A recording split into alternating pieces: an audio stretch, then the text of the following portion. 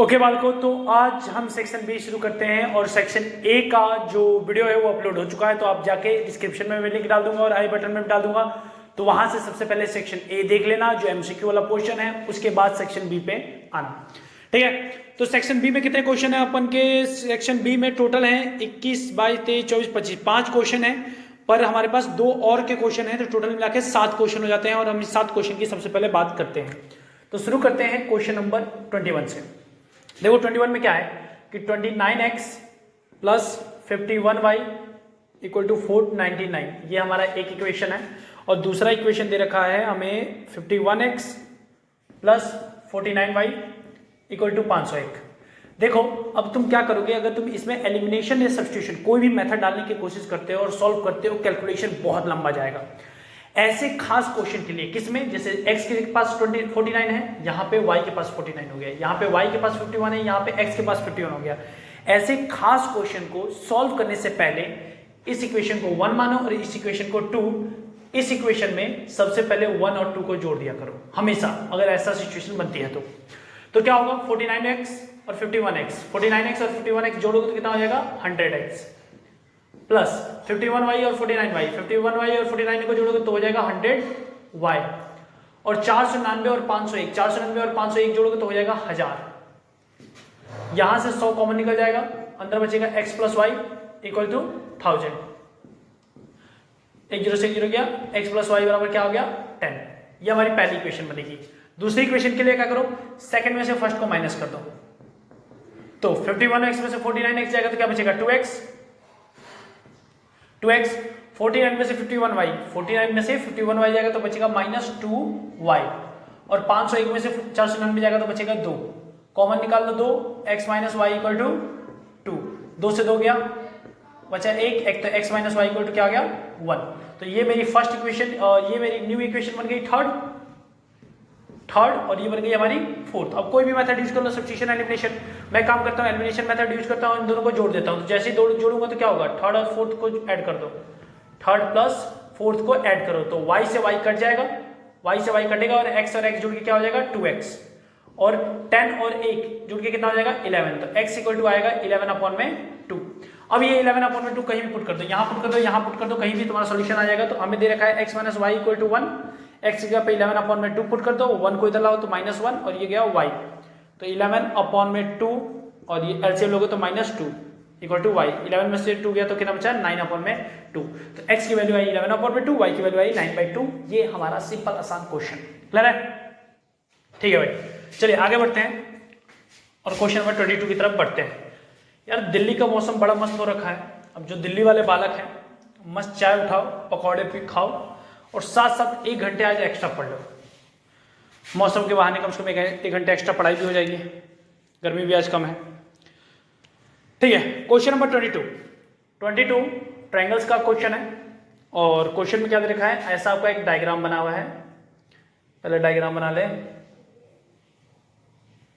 और ये ऐसा है और ये ऐसा है, और ये दे रखा है A B C D and E।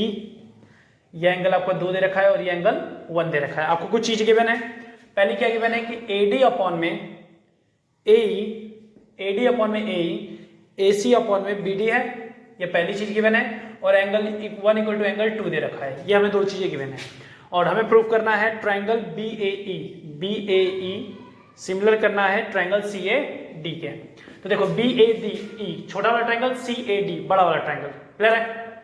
तो काम बहुत आसान है, काम कोई मुश्किल वाला काम नहीं है। सबसे पहले देखो BAE और CAD दोनों में एंगल 1 कॉमन है, ये तो क्लियर है। तो हम इसको प्रूव करते हैं इसका यूज करके। हमें देखो AD अपॉन में AE equal to AC upon में BD दे रखा है, गिवन है।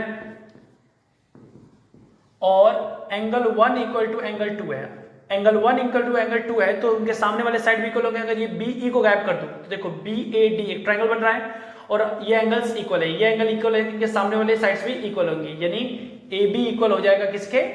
AB इक्वल हो जाएगा BD के। कोई दिक्कत? AB इक्वल हो जाएगा BD के, और जहां AB है वहां BD पुट कर दो इसमें, यानी यहां BD पुट कर दो, तो बनेगा क्या? AD अपॉन में AE equal to AC upon में AB। अब ध्यान से देखिए, AD कहाँ गया, AD ओके, AD अपॉन में AE, AC अपॉन में AB, ये हमें मिल गया। और साथ में एंगल 1 इक्वल टू एंगल 1, दोनों ट्रायंगल में क्या है, कॉमन। तो आपको पता है अगर दोनों साइड प्रोपोर्शनल हो, दो साइड प्रोपोर्शनल हो और उनके बीच वाला एंगल इक्वल हो, जैसे 1 1 दोनों कॉमन है, देखो BAE ट्रायंगल में भी 1 कॉमन है और CAD में भी ट्रायंगल 1 एंगल 1 कॉमन है, तो और दो साइडें प्रोपोर्शनल है एक दूसरे के, तो ये बीच वाला जो एंगल होगा इसके वजह से क्या होगा, ट्रायंगल BAE सिमिलर हो जाएगा ट्रायंगल CAD के by SAS similar criteria, SAS similar criteria. बात समझ आ गई? ये साइड अपॉन में ये साइड, ये साइड अपॉन में ये साइड, और ये एंगल कॉमन है, तो इसलिए SAS, क्योंकि एंगल बीच वाला था इसलिए SAS सिमिलर क्राइटेरिया से ये सिमिलर प्रूफ हो जाएगा और हेंस प्रूफ। आगे बढ़ते हैं, चलिए आते हैं क्वेश्चन नंबर 23।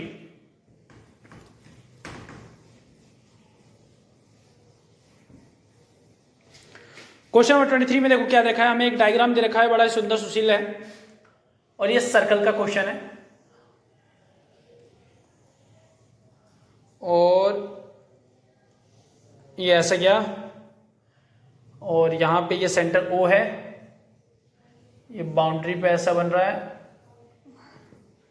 और ये एंगल ऐसा बन रहा है, और ये A है, ये P है, ये B है, ये O है, ये Q है। अब ध्यान से देखिए, हमें पूछा गया है ट्रायंगल AQB यानी ये वाला एंगल पूछा गया है, इस वाला एंगल को नाम देता हूं मैं Y। हमें Y की वैल्यू निकालनी है, और हमें ये वाला एंगल दे रखा है कितना, ये वाला एंगल हमें दे रखा है 75।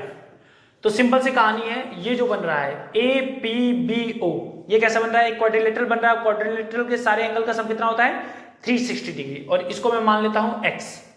तो देखो ये रेडियस है, रेडियस और टेंजेंट 90 डिग्री बनाते हैं, तो ये भी 90 हो गया और ये भी 90, यानी 75 plus 90 plus 90 plus x equal to 360। यहां पर कोई दिक्कत होनी भी नहीं चाहिए, कोई कुछ खास है ही नहीं। तो x इक्वल टू क्या आएगा 360 माइनस 75, ये 75 इधर आ गया, 90 90 कितना आ गया 180। अब इसको माइनस करोगे 360 में से 180 गया तो 180 में से 75 गया तो बच गया 105 डिग्री, यानी x बराबर कितना आ गया 105 डिग्री। आपको पता है जो सेंटर पे एंगल बनता है y जो बनता है वो उसका आधा होगा, यानी इसका इस एंगल का आधा होता है ये y, तो एंगल जो y होगा वो क्या होगा 1/2x, यानी 1/2 105 डिग्री, डिवाइड करोगे तो आएगा 52.5 डिग्री, और ये आपका आंसर है। AQB जो एंगल AQB होगा वो होगा आपका 52.5 डिग्री। सिंपल, आसान, सटीक। चलिए आते हैं क्वेश्चन नंबर 24 पे। 24 में दो ऑप्शन है, सबसे पहले ऊपर वाला क्वेश्चन करता हूं, और दोनों ही सरफेस एरिया वॉल्यूम के क्वेश्चन है। चले, कह रहा है the length of the minute hand of a clock is 6 centimetre. एक भाई मिनट हैंड वाला है, घड़ी मान लेते हैं, और ये मिनट हैंड वाला सुई है जो 6 सेंटीमीटर का है, ओके, और ये बज रहा है 7:05 से 7:40 तक घुमा है। 7:05 बज रहा था और फिर कहां पहुंच गया 7:40 पे। तो मान लो 7:05 बज रहा होगा तो ये कुछ सुई ऐसे होगी 7:05 पे स्टार्टिंग में मिनट वाली, और फिर पहुंच गया वो 7:40 पे, ठीक है। तो 7:40 पे कुछ ऐसा पहुंच गया है, मान लो कुछ ऐसा पहुंच गया है, तो आपको ये जो एरिया बना है ये वाला एरिया आपको निकालना है। क्लियर बात है? और इसका रेडियस आपको 6 सेंटीमीटर दे रखा है। सिंपल सी बात है, ये घूम रहा है तो किस में घूम रहा है, सर्कुलर पाथ में घूमेगा, जो रेडियस आपका हो जाएगा इस पार्ट का 6 सेंटीमीटर। हमें क्या बनाना है, हमें एक सेक्टर टाइप का बन रहा है, सेक्टर का हमें एरिया निकालना है। सेक्टर का एरिया का फॉर्मूला होता है थीटा अपॉन में 360 पाई आर स्क्वायर। हमें थीटा नहीं पता तो थीटा निकालते हैं। मिनट हैंड वाली पूरी 60 मिनट घूमती है, कितने 60 मिनट घूमती है, पूरा 1 घंटा कंप्लीट करते हैं घूम के, 60 मिनट घूमती है, कितने टाइम में 360 डिग्री घूमती है। 60 मिनट जब रोटेट करता है तो 360 होता है, तो 1 मिनट में कितना होगा, 1 मिनट में होगा 360 अपॉन में 60 यानी 6 डिग्री। 1 मिनट में जो मिनट वाली सुई होती है वो 6 डिग्री घूमती है। अब देखो कहां से कहां तक टाइम हुआ था, टाइम जो हुआ था वो 7:05 से लेके 7:40 तक हुआ था। 7:05 से 7:40 यानी कितने मिनट घुमा है 35 मिनट। 35 मिनट रोटेट किया है, तो जो हमारा थीटा होगा वो क्या होगा, 1 मिनट में 6 डिग्री, तो 35 मिनट में कितना होगा 35 इंटू में 6, 6 35 के 89 3 6 18 3 21, तो 210 डिग्री। कोई दिक्कत?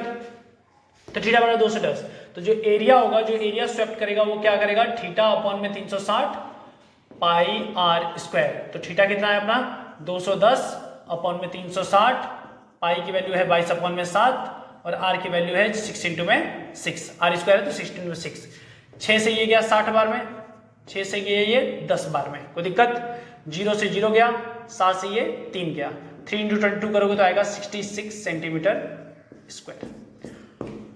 ये रहा आपका आंसर, सिंपल और आसान, बहुत आसान क्वेश्चन था। चलिए अब आते हैं सेकंड पार्ट पे, इसी का जो और वाला क्वेश्चन है वो भी इसी टॉपिक से रिलेटेड है। चलिए क्वेश्चन में क्या दे रखा है, एक आपको क्वाड्रिलेटरल दे रखा है और हर एक रेडियस का जो आपके ए बी सी डी 4 कोने दे रखे हैं और ए बी सी डी आपको 4 कोने दे रखे हैं, ए बी सी और डी। ये वाला एंगल नहीं दे रखा, एंगल कितने बन रहे हैं, क्वाड्रिलेटरल है, स्क्वायर स्क्वायर नहीं दे रखा तो हमें एंगल नहीं पता, ये एंगल नहीं दे रखा और आपसे टोटल पूछा है कि टोटल एरिया क्या होगा, इनका जो एरिया है ये टोटल निकालना है और हर एक का जो रेडियस दे रखा है वो दे रखा है 7 सेंटीमीटर, ये भी 7 सेंटीमीटर, 7 सेंटीमीटर, 7 सेंटीमीटर और ये भी 7 सेंटीमीटर। तो मैं मानता हूं कि जो एरिया हमें निकालना है टोटल एरिया वो क्या होगा, वो मान लिया मैंने एरिया ऑफ ए पार्ट वाला एरिया, साथ में बी पार्ट वाला, साथ में सी पार्ट वाला और साथ में डी पार्ट वाला। शॉर्टकट लिख रहा हूं, पेपर में ऐसे मत लिखना, पेपर में पूरा सही से लिखना है, जैसे एरिया ऑफ ए पार्ट या एरिया ऑफ ए कॉर्नर वाला ऐसे लिख के पूरा चलना। अब एरिया ऑफ ए पार्ट का मतलब क्या है, मैंने मान लिया कि ये वाला जो पोर्शन है वो थीटा 1 है, उसका एंगल जो बन रहा है वो थीटा 1 बन रहा है, तो एरिया क्या होगा थीटा 1 अपॉन में 360 पाई आर स्क्वायर, आर सबका सेम है तो पाई आर स्क्वायर डाल दिया। क्लियर है भाई, थीटा 1 एंगल बन रहा होगा, सेक्टर बन रहा है तो थीटा 1 अपॉन में 360 इंटू में पाई आर स्क्वायर। बी पार्ट के लिए जो थीटा हो गया वो थीटा 2 मान लो, एंगल अलग है पर रेडियस तो सबका सेम ही है। और तीसरा हो गया थीटा 3 अपॉन में 360 पाई आर स्क्वायर और प्लस थीटा 4 अपॉन में 360 पाई आर स्क्वायर। कोई दिक्कत? अब एक काम करो, आपको दिख रहा है कि सब में क्या कॉमन आ रहा है, सब में कॉमन आ रहा है 1 अपॉन में 360, 1 अपॉन में 360, 360, 360, 360 सब में कॉमन है और साथ में क्या आ रहा है पाई आर स्क्वायर भी कॉमन आ रहा है। अंदर क्या बच जाएगा theta 1 plus theta 2 plus theta 3 plus theta 4, यहीं बच जाएंगे। 1 अपॉन में 360, पाई की वैल्यू हो गई 22 अपॉन में 7 और आर का मतलब है 7 इंटू में 7। अब देखिए एक क्वाड्रिलेटरल है, ये वाला एंगल, ये वाला एंगल, ये वाला एंगल, ये वाला एंगल, ये थीटा 1, थीटा 2, थीटा 3, थीटा 4, इन चारों का सम 360 होगा कि क्वाड्रिलेटरल है तो 360 से मल्टीप्लाई, सबका सम 360, 360 से 360 गया, 7 से 7 गया, मल्टीप्लाई किया तो 154 सेंटीमीटर स्क्वायर। बच्चों वाला क्वेश्चन, सिंपल सटीक आराम से आंसर आ गया अपना। क्लियर है? चलिए अब बढ़ते हैं क्वेश्चन नंबर 25। क्वेश्चन नंबर 25 के भी दो पार्ट है।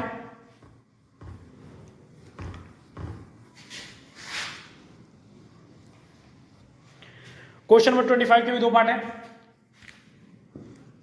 सबसे पहले में दे रखा है sine a plus B is equal to 1, sine a plus B equal to 1 और दूसरा दे रखा है cos a minus B equal to √3/2। तो आपसे पूछा गया है a और b का एंगल बताओ, a और b का एंगल बहुत आसान है यार, sine a plus B NCERT का इस टाइप का क्वेश्चन है। 1 कब होता है साइन में, साइन 90 पे, साइन जब 90 होता है तो हमारा 1 होता है। क्लियर बात है? तो a प्लस बी बराबर क्या होगा बालक, a प्लस बी, साइन से साइन गया तो a प्लस बी बराबर क्या होगा 90 होगा, कोई दिक्कत? सिमिलरली यहाँ पे cos a माइनस बी √3/2 कब होता हो, तो cos 30 पे बालक √3/2 होता है। क्लियर है? पक्का? तो cos 30 पे √3/2 होता है तो a माइनस बी बराबर क्या आ जाएगा 30। यह हमारा मिल गया पहला इक्वेशन, यही हो गया दूसरा इक्वेशन। अब दोनों को क्या करो, दोनों को बालक जोड़ दो तो क्या होगा, b से b कट जाएगा, एक प्लस में एक माइनस से कट जाएगा और a जुड़ जाएगा, तो a जुड़ के कितना हो जाएगा 2a और 90 और 30 जुड़ के कितना हो जाएगा 120, 2 से डिवाइड कर दो तो कितना आ जाएगा 60। अब ये 60 की वैल्यू कहीं भी पुट कर दो, यहाँ कहीं भी, चलो मैं यहाँ पुट कर देता हूँ, तो 60 प्लस b इक्वल टू 90, तो b बराबर क्या आ जाएगा बालक 60 90 में से 60 गया तो 30, तो आंसर आ गया 30। तो a बराबर 60, b बराबर 30, ये रहा आपका आंसर। चलिए आगे बढ़ते हैं।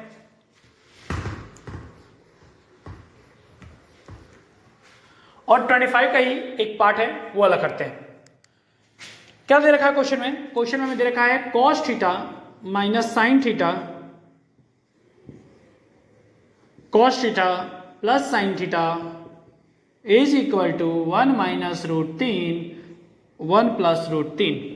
देखो इसको हम करेंगे बाई इक्वेटिंग। इक्वेटिंग मेथड क्या होता है कि जो चीज इधर है वही चीज हम इधर बनाने की कोशिश करते हैं और इक्वेट कर देते हैं फाइनली।